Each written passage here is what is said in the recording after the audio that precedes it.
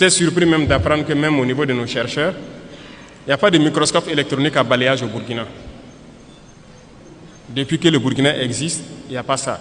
Et j'ai demandé au ministre, j'ai dit, mais comment vous faites donc la recherche? On est obligé d'aller à l'extérieur, louer des laboratoires, payer de l'argent pour faire.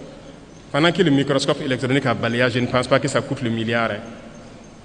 Comment on ne peut pas le faire? Actuellement, on est en train de payer ça pour installer au Burkina, pour qu'on puisse faire tout sur place ici.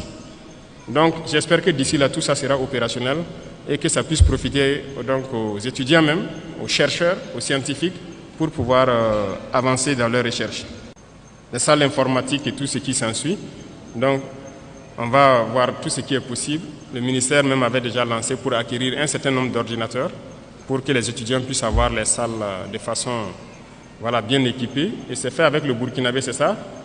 Il y a une unité burkinabé qui fabrique des ordinateurs.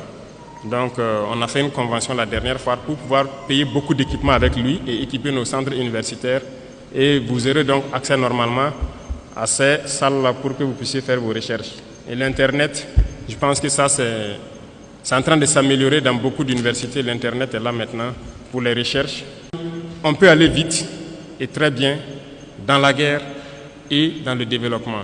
Nous avons foi, nous ne perdons jamais espoir, nous sommes vraiment très confiants. Et tant qu'on vous voit motivé, mobilisé, c'est notre carburant comme ça. On ne se fatigue jamais, on va continuer d'avancer dans ce sens-là. Et je disais donc à tous les ministres, j'ai dit de serrer la ceinture. Depuis qu'on est là, il n'y a pas de vacances gouvernementales. Ça travaille 24 sur 24. L'ALT aussi, c'est ça. Il n'y a pas de vacances pour que des députés aillent se coucher au village. Il faut travailler 24 sur 24, 12 mois sur 12. Donc on est dans ce rythme. Tant qu'ils n'ont pas de repos, il n'y a pas de raison que derrière on ait du repos. Et j'invite donc toute l'administration à se mettre au pas ainsi pour accompagner donc les forces vives dans tout ce qu'ils font.